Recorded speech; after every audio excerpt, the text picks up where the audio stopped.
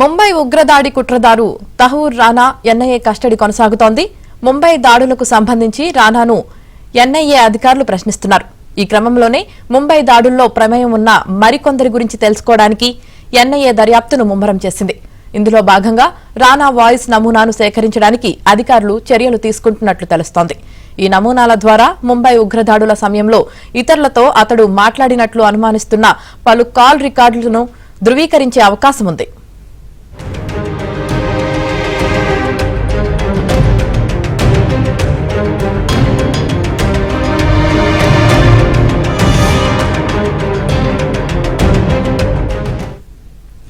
అయితే వాయిస్ నమూనా కోసం నిందితుడి అనుమతి కూడా తీసుకోవాల్సి ఉంటుంది.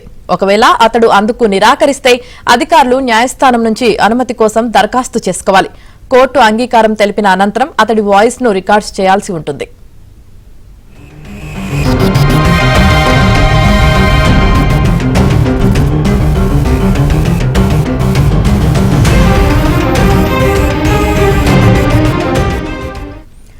మొదటి రోజు విచారణలో రానా తమకు సహకరించలేదని, చాలా ఏళ్లు అయినందువల్ల అప్పుడు ఎవరెవరిని కలిశానో గుర్తు తెచ్చుకోలేకపోతున్నానని చెప్పాడని అధికారులు తెలిపారు. దాడులకు వారం రోజుల ముందే తాను ముంబైకి వచ్చినట్లు రానా తెలిపినట్లు సమాచారం.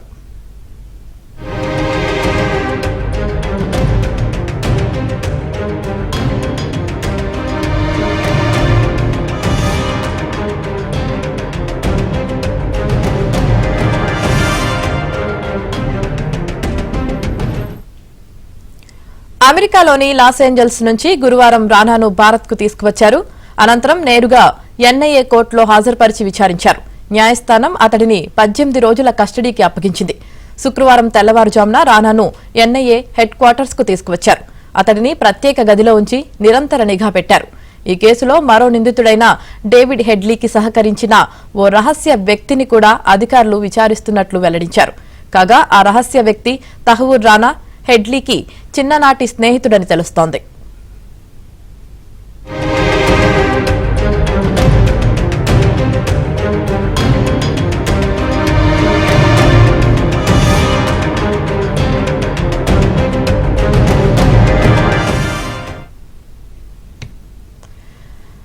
రైట్, ఇక ఓవరాల్ గా ఈ విషయానికి సంబంధించి పూర్తి సమాచారం అందించడానికి మా ఢిల్లీ బ్యూరో చీఫ్ కృష్ణ సిద్ధంగా ఉన్నారు. కృష్ణ,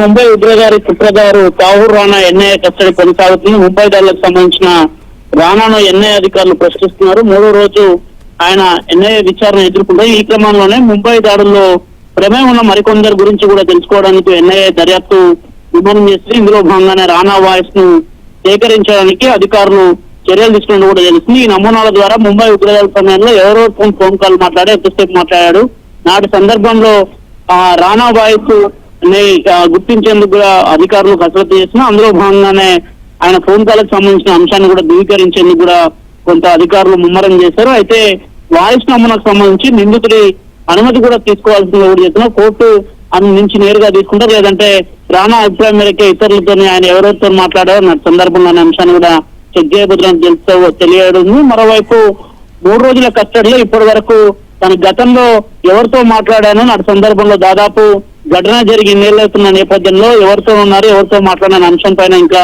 క్లారిటీ ఇవ్వనట్టు తెలుస్తుంది. దాదాపు 18 రోజుల పాటు ఎన్ఐఏకు రానా కస్టడీని అప్పగించడం జరిగింది. ఈ 18 రోజుల్లో ఎన్ఐఏ అధికారులు రానా నుంచి అనేక అంశాలను రాబట్టాల్సిన అవసరం అయితే ఉంది. నాటి ముంబై దాడులకు సంబంధించిన అంశంలో ఎట్టేటైం దాడులకు ప్లాన్ చేసిన విధానం కావచ్చు, నాటి బ్లూ ప్రింట్ సంబంధించిన అంశంలో ఏ విధంగా రానా పాత్ర ఉంది, అదేవిధంగా డేవిడ్ హెడ్లీతోని చిన్ననాటి నుంచి ఆయనకు సంబంధాలు ఉన్నాయంటున్నారు. ఆయన మిత్రులు కాబట్టి ఏ విధంగా డేవిడ్ హెడ్లీ తనతో కలిసి మాట్లాడారు. దాదాపు వారిద్దరి మధ్యనే దాడులకు ముందు 66 కాల్స్ ఉన్నట్టు కూడా అధికారులు నాటి సందర్భంలో గుర్తిస్తారు. దాదాపు 20,000 పేజీలకు సంబంధించిన ఒక ఛార్జ్ షీట్ ని కూడా నాటి సందర్భంలో నమోదు చేసిన నేపథ్యంలో ఎన్ఐఏ అధికారులు విచారణను మరింత ముమ్మరం చేశారు. అందులో భాగంగానే 3 రోజుల నుంచి కూడా ఆయనకు సంబంధించిన అంశాల్లో కావచ్చు, గతంలో ముంబైలో ఎక్కడ కేంద్రంగా వారు ఉన్నారనే కోణంలో కూడా అధికారులు అనేక ప్రశ్నల వర్షం కురిపిస్తున్నట్టు తెలుస్తుంది. మరోవైపు దీనికి సంబంధించిన అంశంలో మాత్రం ఒక్కొక్క అంశాన్ని రాబట్టేందుకు ఎన్ఐఏ అధికారులు